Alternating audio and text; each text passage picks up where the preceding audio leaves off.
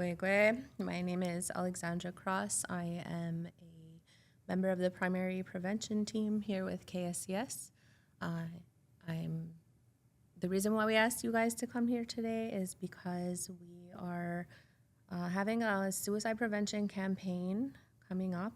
The reason behind this podcast that I'm asking Merrick and Tanner to join today is because I recently took the ASSIST program that's offered by KSCS, and Merrick was one of the trainers.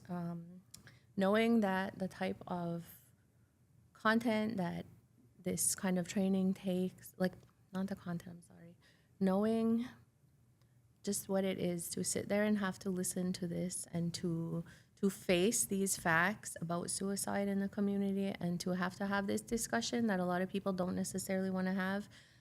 Merrick, you were so engaging and you were so great at giving the information and making everybody feel comfortable and making it feel like it was a safe place to learn about it.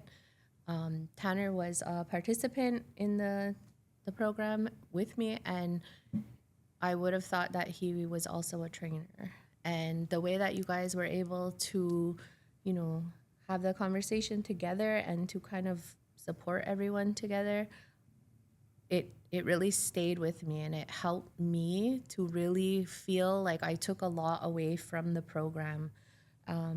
So fast forward to a few weeks later, and the prevention team was talking about this suicide prevention campaign, how to reach out to the community, and really trying to figure out what types of things we need to do in order to reach the certain demographics.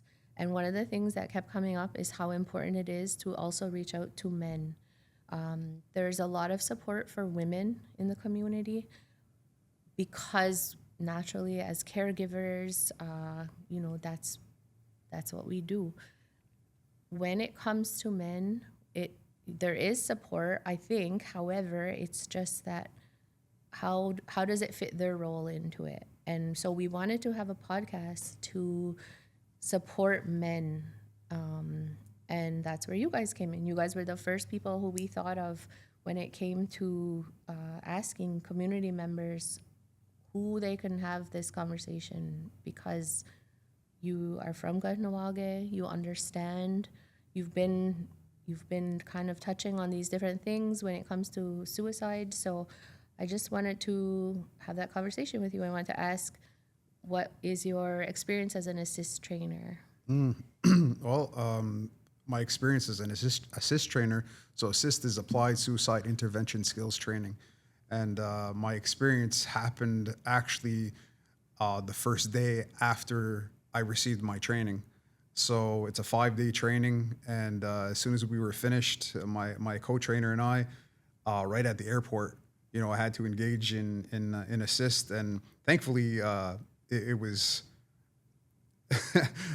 my position in terms of applying suicide intervention, thankfully was didn't need to be applied that day. But really what it did, assist, was make me think and hear and see differently the world as it is. Seeing somebody upset and crying, the hairs on my neck could go up now. And I engage and I interact and provide interventions. And I think that's the main thing from there on out, was not hearing the same, not seeing the same, and not being afraid to engage and not being afraid to ask certain questions.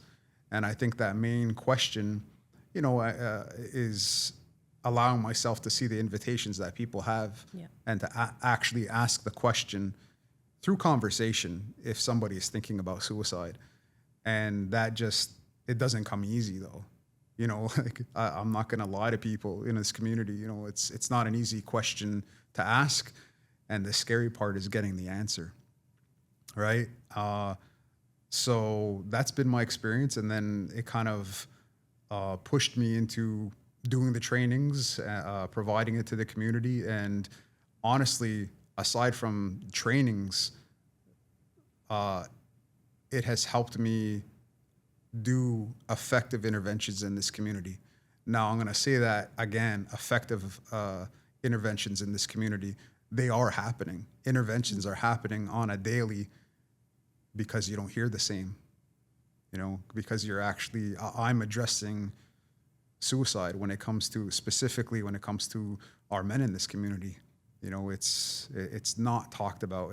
It's a stigma. It's a taboo conversation to have. So that's my experience with it. And I'm just, you know, I love this opportunity to bring it to the forefront and actually have conversation on it. Well, yeah, well, and Tanner, you were a participant, but you could have fooled me. You basically could have been a trainer real, along for with real. Merrick. You had so much information and your personal experience. So what do you want to talk about when it comes to the ASSIST program? I mean, I think, and yeah, I've worked for 16 years as a paramedic, and there was a lot of experience that I gained through that. But like Merrick said, right, it's a skill that you have to build, and it is scary to ask that question. Right? It's like it's scary to ask, and then you get the answer, and you're even more scared to, okay, now that I have that answer, what do I do, right? Mm-hmm. And I think that's where the assist comes in, is where it's like, okay, I'm not afraid anymore to ask that question, because I can support you know, the client after that, right? And so I feel confident that way. And I think, but it is a practice, right? To get that confidence, you know.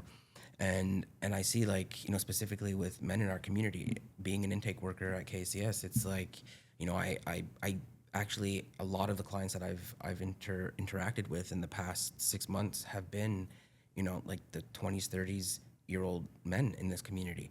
And I ask that question every time, right? And I feel like they always pause.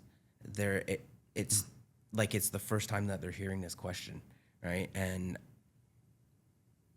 a lot of times they do open up, and maybe they are not actively having, you know, suicidal thoughts or ideation or you know, but there are a lot of, you know, there's that pause and there's that thought. Okay, like, you know, it's opening up that door to, like, this isn't wrong to think about. It's not, you know. And I think having that experience, you know, talking to patients in a different role, but now talking to clients in the intake process, right? I have that, you know, I do my best to try to keep that conversation going, right? And it's not just, have you had, yes, no, and then move on. Mm-hmm. It's like, okay, let's talk about it, right? And you know,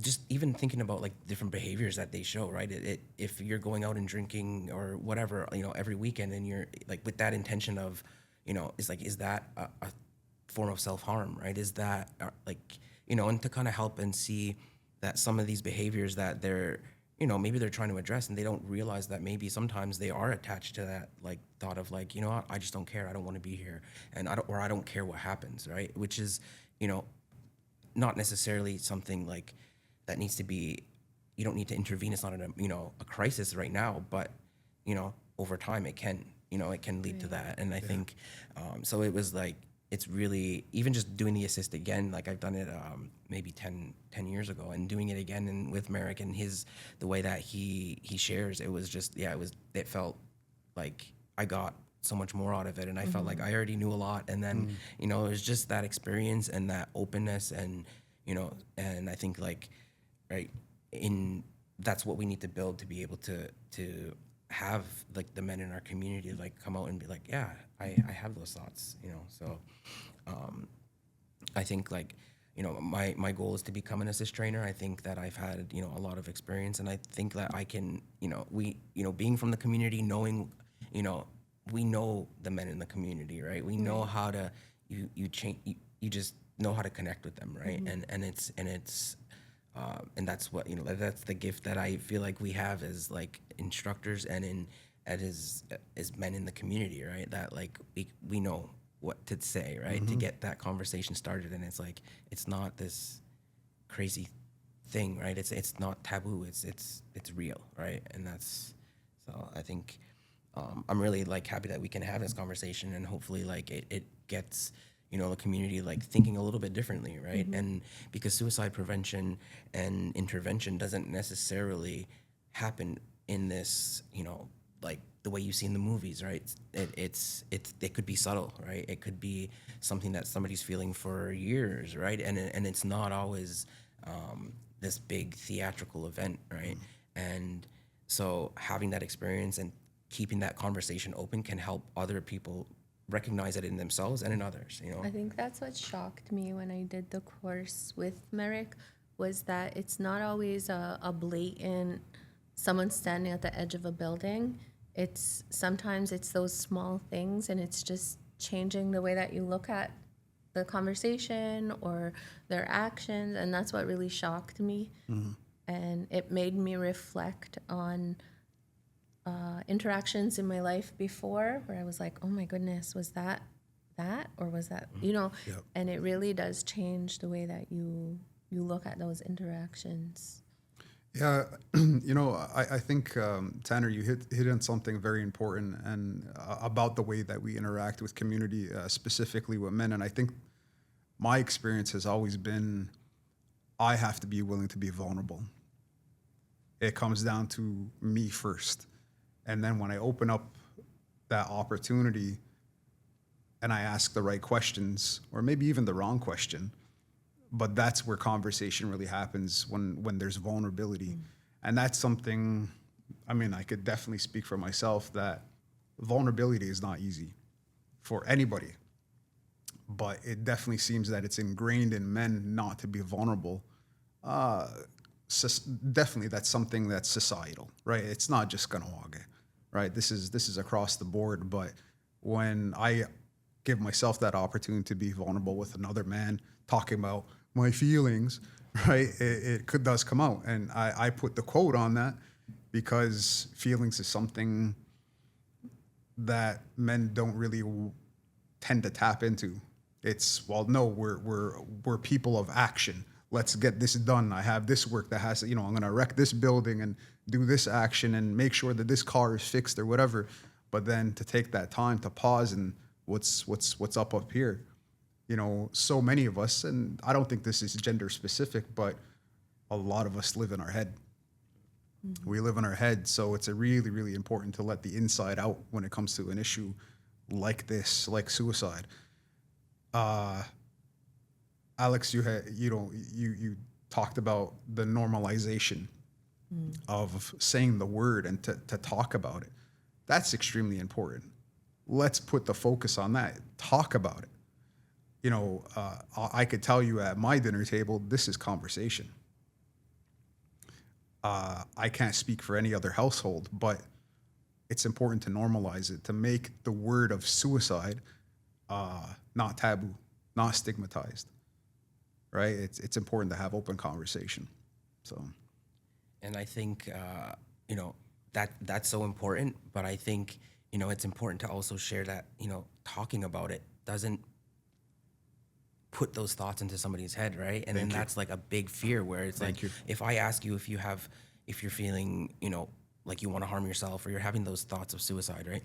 You know, there's that, you know, that fear inside you to like, oh, maybe I'm going to put that thought into their head, or I'm going to trigger it, or I'm going to, you know, but that's not how it works, right? Just, and so I think that, you know, talking about it and like actually, you know, busting that myth, you know what I mean, and saying like that's not how that works, right? And so I think that might be an element too, that's people are kind of hesitant to ask because, oh well, if they've never thought of it, if I just ask them, then maybe, you know, and I think it's important to know that it's we can't put those thoughts in somebody else's head, right? They're already there. They're there or they're not, right? And that's important that we, you know, to understand too, right? Absolutely. So I have a question for you guys. Now, having this conversation and hearing what's so important, you can't put it in their head, because being in that course, first, you know, you've made it so easy to understand, because it's like, well, just because you wanted to, if you didn't want to do something already, but someone said it, is it going to change your mind? Like, it was so simplified, but it was like, oh, yeah, okay. So you can still have the conversation. It's removing the taboo. So now, talking about men and talking about almost like this masculinity, toxic masculinity, maybe, what can men do in the community to support other men in general, like so that they can better equip themselves because it's a hard conversation, and you talk about these different roles in the community. So your average town worker, do you reach out to them the exact same way that maybe you're going to reach out to somebody who's sitting across the boardroom from you? I don't know that. So that's why I'm asking you guys, like, how do you see that? Because suicidal ideations can happen to anyone. Anyone, anywhere, anytime, right? Yeah, you're absolutely right. I think for me, the first thing is holding space. Holding space for anybody, but specifically, in my role, definitely for men. And I do think it's a matter of we work for an organization that within the community. It's established here that this is our role. But I do think that more outreach has to happen to those other type of other jobs. So the mechanics, the iron workers, the laborers, if you will, public works, guys that are working there, we definitely have to have those conversations with those guys, because to start normalizing that conversation, to allow that vulnerability. Look, in the assist training that the two of you participated in, there's healthy risk taking in terms of sharing that vulnerability that's allotted there. Like, I'm not here to promote assist, but I am here to promote assist in the sense that it saves lives. It saves lives. And the more people in this community that know how to talk about suicide, and fear is it's going to be there. I won't lie. It's going to be in your head. Like, I'm going to screw this up. But we know the reality is there's only one thing you could possibly say that would ruin an intervention. And that's saying, just do it. That's the worst thing you could say, to give an allowance to that. But I do think we, once again, to talk about vulnerability and meet them on their own terms, go to them, men who are in these labor forces, and to draw them in to have this discussion. And really, I mean, to be honest, maybe it's a matter of speaking to the bosses, speaking to the head honchos and saying, hey, give your guys this opportunity. They live here, you live here. One in our community, one person who suicides is enough. But how many people are actually walking around having ideation? That's a bigger topic at hand, because it's interesting here. We have this statistic. Currently, KSCS has 256 female employees and 103 male employees. 71% of women and 28% of men working at KSCS, and we recognize the gender imbalance and the importance of supporting men in their mental health journey. So when you look at that stat, that's just talking about who the dynamics that work in this organization. Now, let's take that statistic and let's talk more about that vulnerability and who is actually speaking on their feelings. Just this, I would say that more women are talking about their feelings. More women are engaged in, as you were saying, there's more programming for women. There are programs for men, but the numbers are always going to be low, right? Now, when we talk about, once again, going to look back on attempts or completion of suicide in comparison to ideation, we have way more people walking around having these thoughts, so these are the people that we want to, and I would suspect that it's a large majority of us that are walking around, and even if it's the fleeting thought.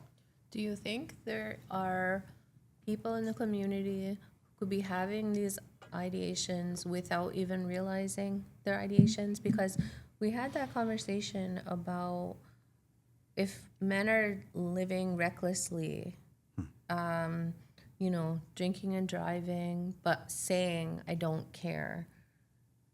Is it possible that they don't necessarily know they're having these suicidal ideations, and it's just kind of like, you could say, well, I'm going to go out, I don't care what happens, but maybe not making that connection that they're... I'll say yes. Yeah. I'll say yes. So it could even be a larger statistic, like a larger percentage of people who are having that without them even knowing it. Yeah, it comes down to those risk-taking behaviors. If any one of us were to ask, well, why is that happening? Why don't you care? Yeah. What's going to follow in that conversation? What are they going to say when you ask why? Why is it happening? Why don't you care? Yeah, and that's why I think, like the assist is really like, I think we think of assist training, right, is the people that are going to be interacting with other people as caregivers or as helpers, right? And I think that it's important that we kind of focus that, yeah, that's important, obviously, but we want to educate and empower community members, just general community members, right? Because they're the ones that are out there, right? They're the ones that are, talking to friends, right? They're the ones that have, family members. Yep. And it's so important to, have that knowledge and that like be feeling prepared to be able to like navigate those conversations, right? We, as like KSCS employees, like as a, support workers and they can't be everywhere, right? Yeah. And so empowering and educating the men within the community specifically, like we're talking about, right, that they can provide that space for someone else in their family. And and I think the hardest part is getting them in the door. I think once we're they're in the room, it's going to change. Even just being in that room, sitting there, if you don't participate, I think sitting in that room and hearing, people sharing and hearing, it's like it changes, and just like Merrick said, after he did the training, it's like the way that he sees the world and is different, right? Yeah. When interacting with people, right? And I think like as just a community member, I think it's important to have that education, because they're the ones that are going to be, out there, and they can recognize those things in their family members or even themselves, right? Like, so it's I think, but like you said, we target certain members of the community, but we want to make sure, we want to try to extend that and open that up to anyone, right? We know how to connect with people, right? We know how to connect with our own community members, and I believe it's important to use that, right? We know maybe sitting in a boardroom, right, talking about it is not the place to do it, right? We have that ability in the community to just like, hey, let's go, sit on the island. We'll have, and that's our space, Good idea. right? And so it's changing that. It's not making it as formal, but the topic is still right. And I think like, just thinking of different ways that we can engage, right? And Showing men you're vulnerable, that you can be vulnerable, you're from KAHNAWÀ, and that it's okay to be vulnerable, and opening up that space for them. I think that when I was just listening to Merrick talk about his story, his personal story, as a woman from the community, it's rare that you have somebody who's a man from KAHNAWÀ and opening up and being vulnerable to a room full of people, and that was really impactful. And so I can only imagine, like what you're saying, like for a group of men to hear that, it's probably, maybe, correct me if I'm wrong, maybe it's uncomfortable for them at first, but then it's also empowering, because it's like, wow, I can. We have to get past that discomfort, or just embrace it. Just embrace it. It's going to happen regardless. Yeah. Every time I say the word suicide, it's still uncomfortable. I don't think it's supposed to be, but why not talk about it? And I think, for campaigns to go out there and to talk about suicide, I'm all for it. I really am. But where conversation really has to happen is those informal settings, and I love the concept and the idea of just having a fire. Yeah.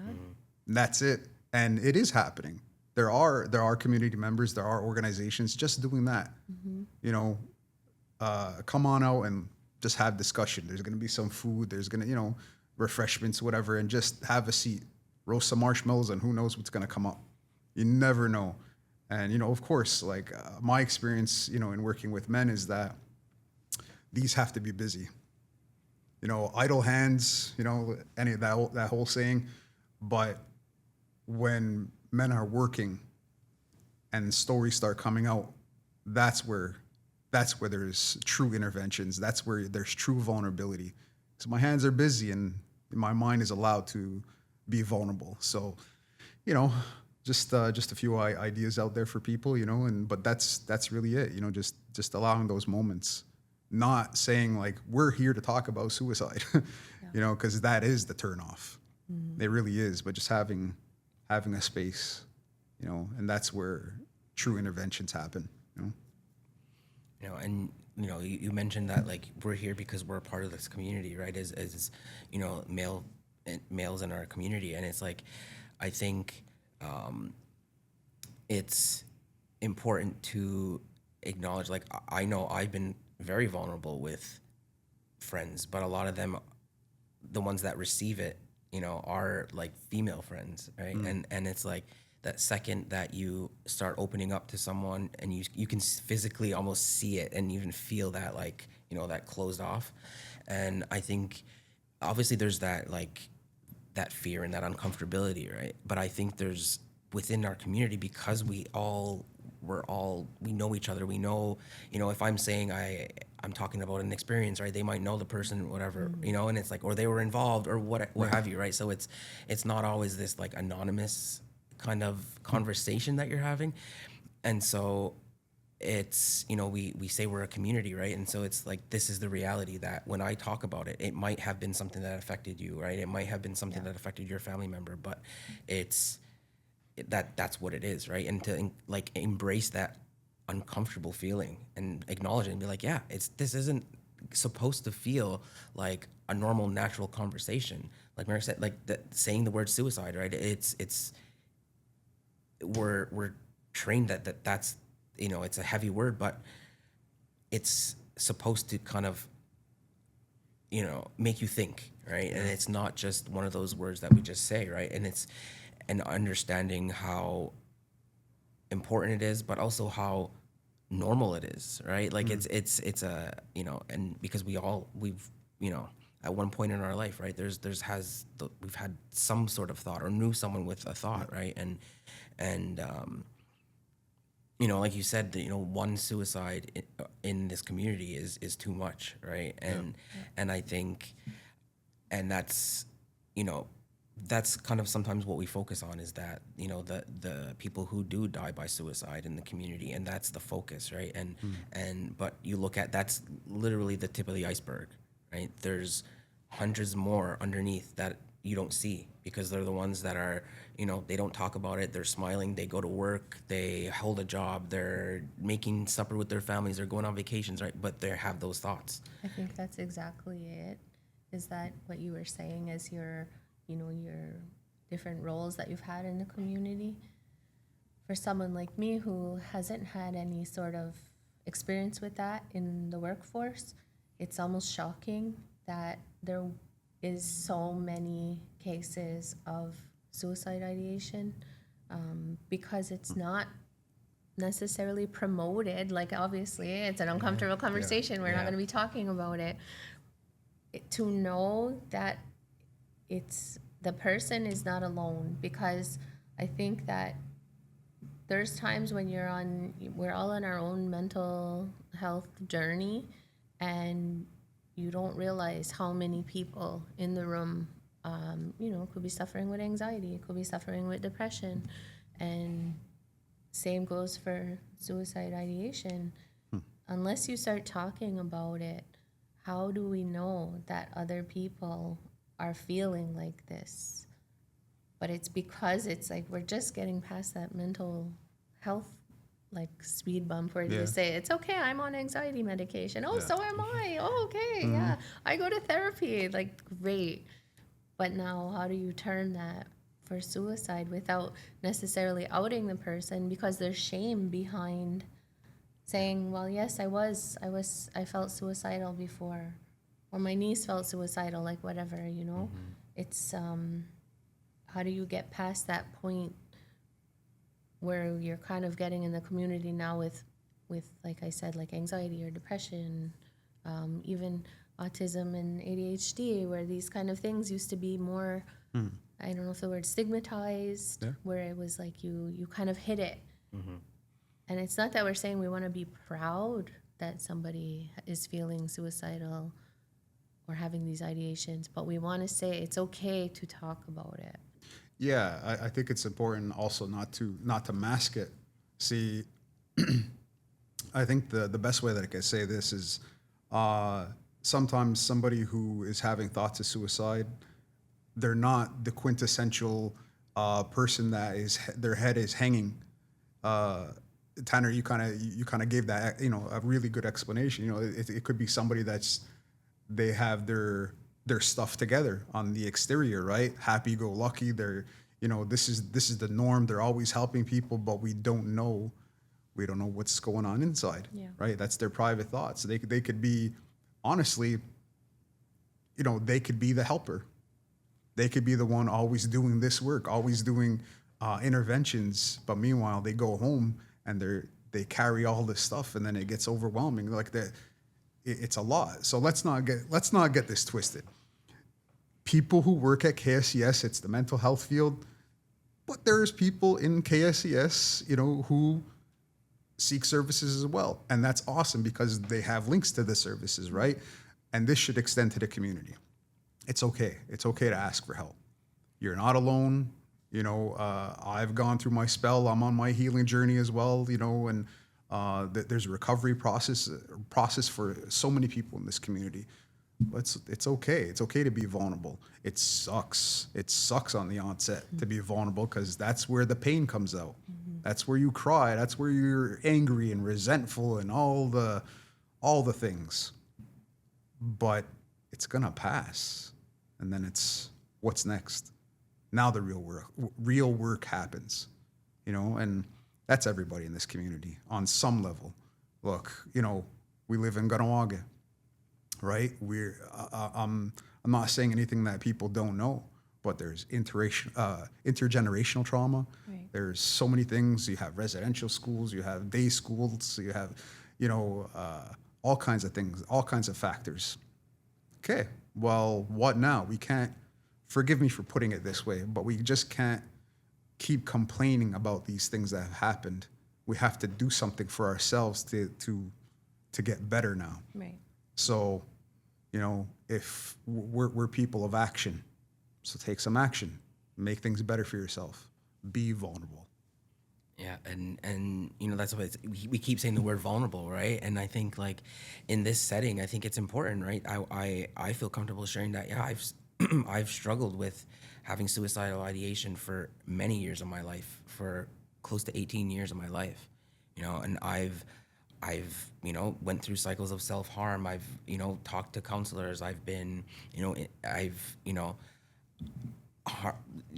done things to myself where I did want to end my own life, right? And but it doesn't feel hard to share anymore, right? Mm-hmm. Like, because it's like I know, and I feel that it's not anything wrong, right? It's the same, the way that I look at it, it's the same as saying, oh, well, I had a heart attack or I broke my leg, right? Because and that's how I feel like we have to kind of reframe it, right? It's just as important as the physical things that you can see, right? Right on. We are, I think, we focus on, our spiritual connection with our things around us, right? And I think, right, we believe in those things and we feel those things, but we can't always see it, right?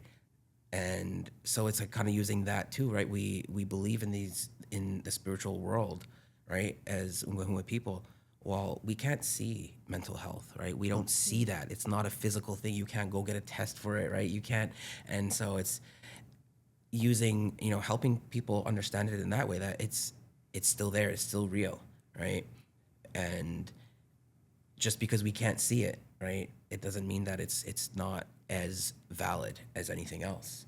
And I think, that's it's a work in progress, right? And we need to, talking about it is great, right? Like, and that's why I'm here, right? I believe that talking about it is important, but also let's figure out those other ways, right? Because like just saying it,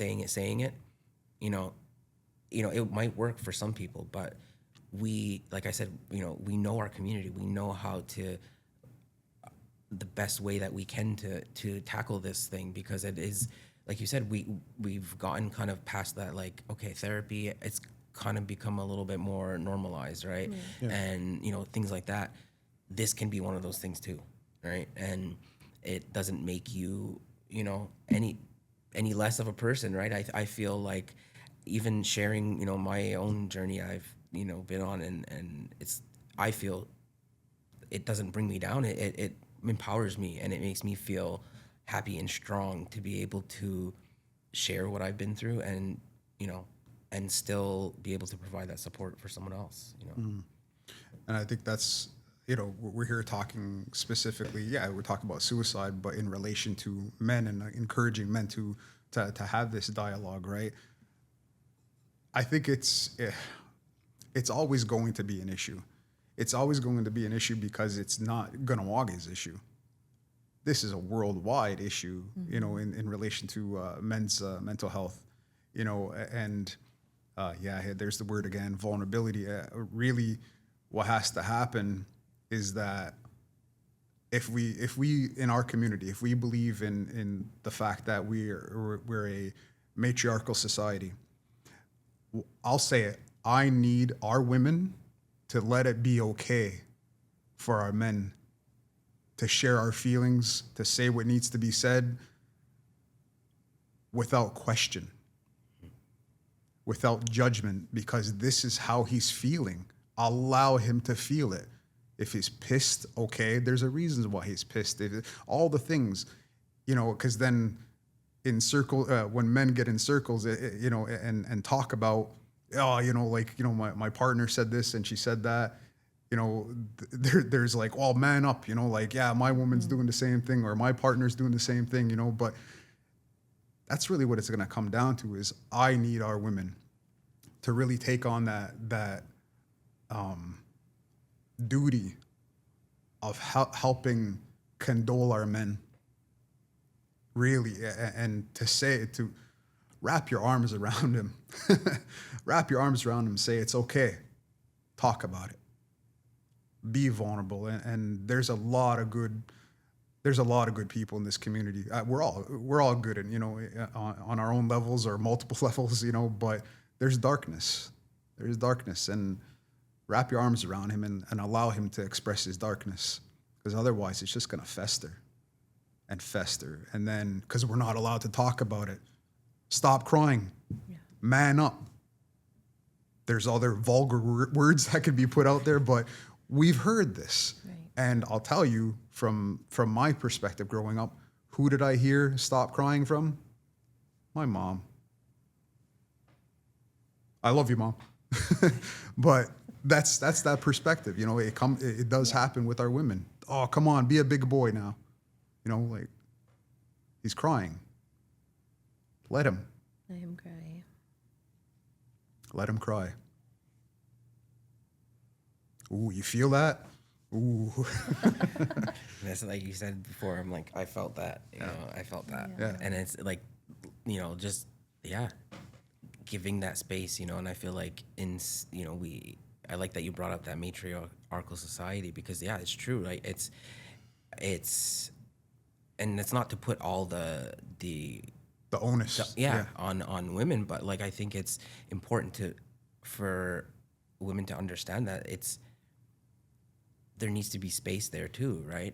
And you know, they, you know, so when they come home, they can share, right? You know, and feel like it's received, right? And I think, like, you know, it's just, you know, I just have this picture in my head, right, of, like, you know, a circle of men with the women standing behind them, like, we got you, you know, like, and, you know, and it doesn't have to be, you know, it could be a friend, right? But it's like, you know, to have that support, and that, like, that belief, and that, like, you have to truly believe, right, that somebody's gonna have your back, right on, you know. And so I think it's that's it. I really like that you brought that up. It's for me, that's always been the elephant in the room. But I like the way you said that. It's, you know, it's not all on the women, you know, Yeah, like, for sure. I mean, that's the thing within our culture. There's supposed to be reciprocity, right? There's supposed to be this, uh, this pull back and forth, you know, to work with one another. And, you know, I think about things. I like how you mentioned it, you know, here's the men in the inner circle and then the women are behind them. You know, I think about our Confederacy and I think about the way it had operated. You know, the women were always leaning in and saying something to the men like, this is the direction that we need to go. The women sanctioned so many things. This is why I fall back on that, because our women, I feel, really need to sanction the allowance of our men to start letting go, to be condoled, vulnerable. to be vulnerable. Yes. Yeah. It's okay. But I mean, you know, we also have women having difficulty being vulnerable too, right? It's we know KAHNAWÀ. There's this hard exterior. We're tough.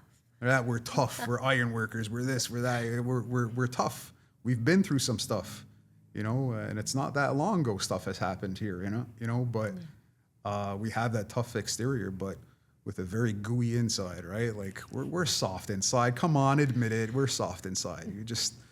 You got to give that allowance You for could be it. both. Yes, exactly. We like that, being hard on the outside, but you know, the gooey center, right? So it's okay.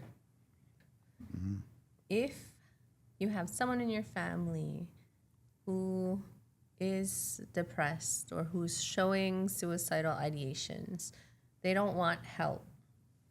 How do you support yourself? How do you put up boundaries?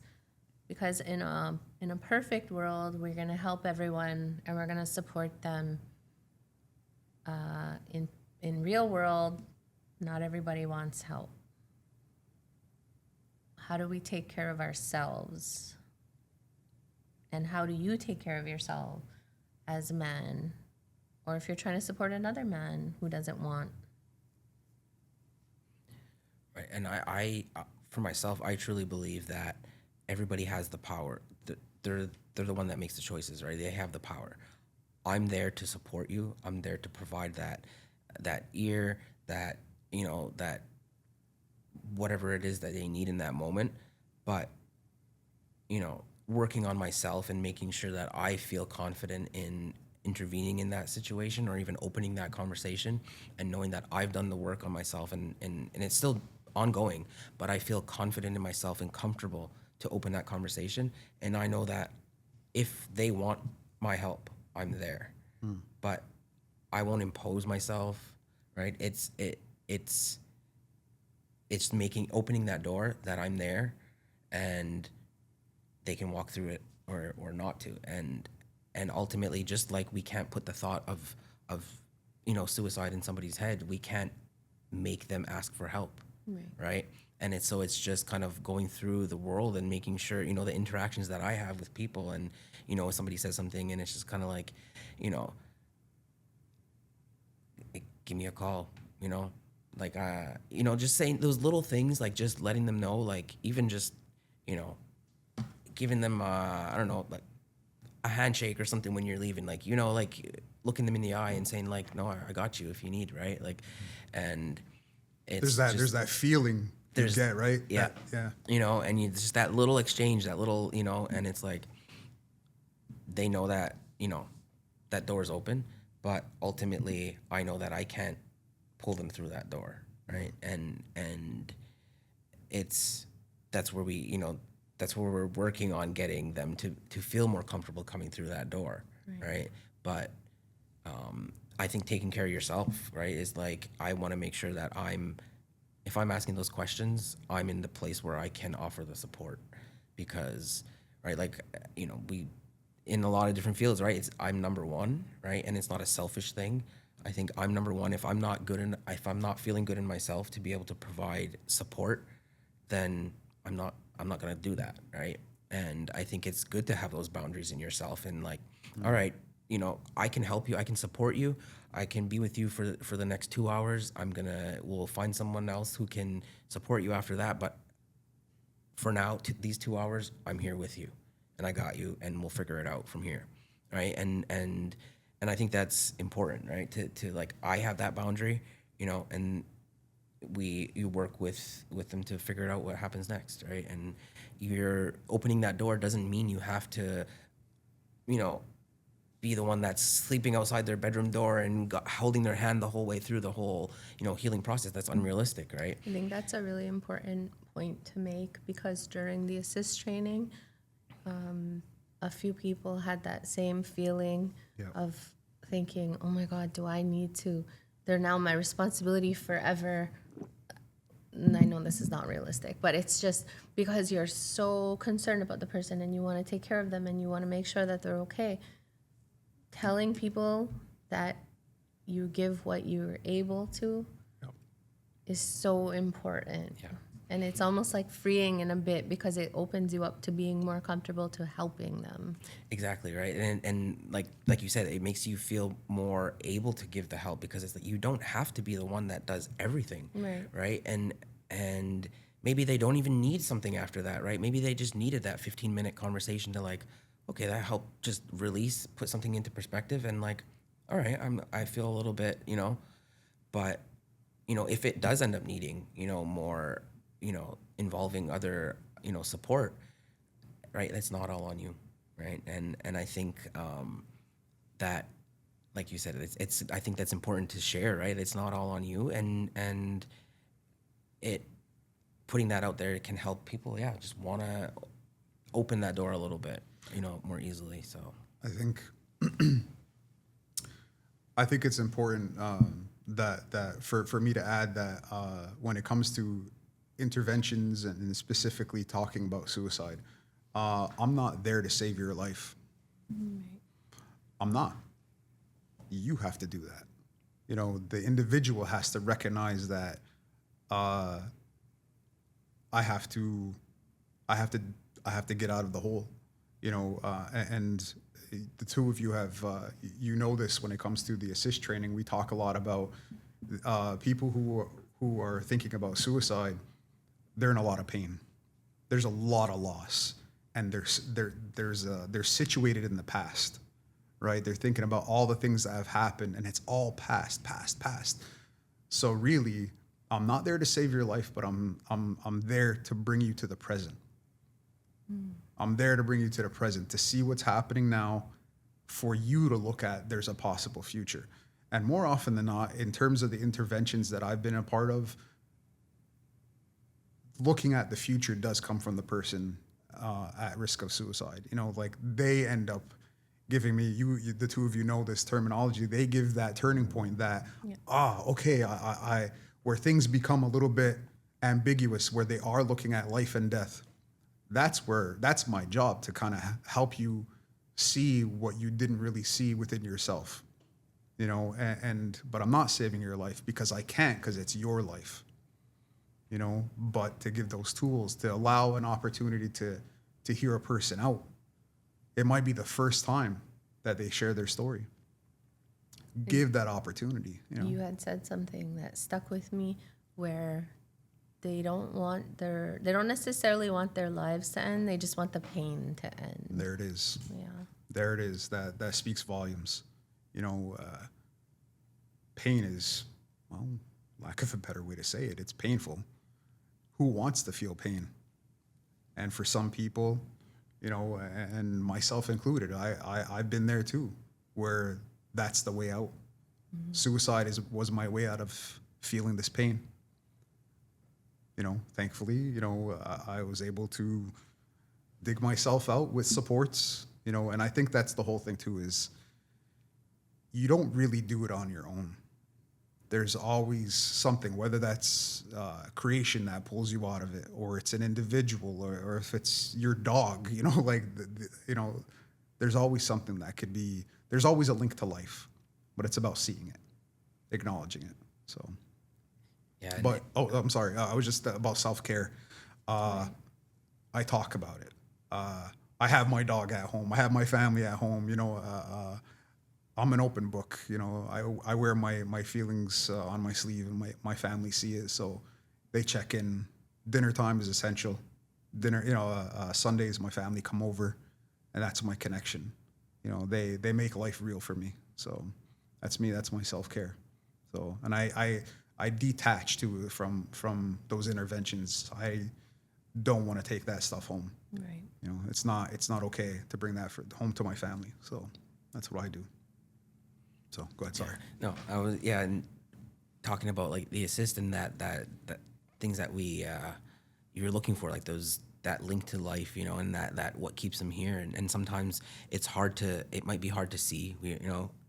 There's there's loss, right? There's loss and there's that pain, but the fact that someone's just says, hey, I don't feel good. I feel like I'm having these thoughts. I feel like I'm thinking about suicide. That the fact that they're talking to you, right? Right. That's a positive, right? That's where their brain is like, I'm reaching out, right? There's still a want and a desire to be here, even though I have those thoughts, Yeah. right? But just saying it and talking about it, it doesn't mean that they have, money in the bank after that, or their relationship is repaired or what have you, but they're talking about it and they're like, no, just noticing that the fact that they're talking about it is a reason to say, hey, well, I could see that you really want to, there's that ambiguity there, and that's something, it could be as simple as that, right? Like helping someone, talk through that. So it's, Yeah. yeah. And Merrick touched on self-care, which is what I was just going to ask. So what do you do when it comes to self-care? And I mean, I've been in the caregiver field for almost 20 years now. And so it is something that I had to learn and practice and put into practice before it became a part of my life. Right. And I've, so, I mean, there's so much, right? Like, I think on every different level, I mean, I'm doing, I'll meditate, I think that's important. Just being with yourself. I'll walk my dog on the island and I'm not listening to music. I'm listening to the birds. I'm like feeling the wind. I'm feeling that heat sometimes, and it's, burning your skin. Like, that's my connection, and it's helps me to just go to the present, right? I'm right here. I'm not thinking about what happened. I'm not thinking about what that client might be thinking now, because I know I did what I had to do, and I leave work every day or at whatever, knowing that I did what I could do. I reached out, I gave them, that the support that they needed or access to that support, and I feel comfortable with that. And everything else, it's like that. It's in their hands, right? And I try my best to empower, and that's not about guiding and pulling and pushing, right? It's more, I'm going to empower you to make that decision, because you have to make that decision, like Merrick said, right? So, and I keep that's like a lot of my thoughts is I did my best, and my best ends at, when I walk out that door, because I can't carry that, and that's why I go for those walks, and I, and just listening to what's around you. I think like that's so important to me, and yeah. Thank you, guys. So after everything we've talked about, and we've talked about the community, we talked about men, now, do you have anything else that you'd like to share and that you think is really important that community members hear from you guys in regards to suicide prevention? I think definitely the word of prevention. That has to be the mindset of the community. We want to prevent this, right? We want to prevent a suicide, one, let alone many suicides, right? We want to prevent that. And I think for me, this is always going to be about connection. It's difficult with that terminology of connection, but really what I want to encourage people to do is connect. Now, this doesn't just mean that go to meetings and go to these gatherings and stuff like that. Sometimes it's a matter of you need to connect with yourself. And that's why connection is so important. Don't be alone in this. Connect. that's the essence of human nature. Is we desire, we need connection to one another, to creation, to a higher power. Whatever you want to call these things, we desire these connections. We need it. So when you pull yourself away from that connection, this is where you have that pain, where it becomes too much, and where all these losses just become too much. And that's when it feels like it's the only answer, where suicide is the only answer. It's important to connect. So I encourage that. I encourage connection. So get out of your head. That's what I got. Yeah. I think the last thing that I kind of want to say is, it's kind of along the lines of what Merrick said, and there's that we want to talk about prevention, right? And I think healing, we think of healing as like, I've had this major trauma in my life, or I've had this big experience, and that's not what trauma is, right? Anything that caused you to feel something, is worth exploring, right? And so I think, as Ungwahuma people, I think it's important to go back to, and look at, the medicine wheel, and like, I need to take care of my emotional, my physical, right? My mental, and we can't neglect that spiritual part, that completes that whole circle. And I think, going back to that and really, I know that has helped me tremendously in my own healing journey. And it's going back and connecting with who we are, right? And I think we focus too much sometimes on, that physical, I'm going to the gym, I'm eating well, which is great, right? That's an important part.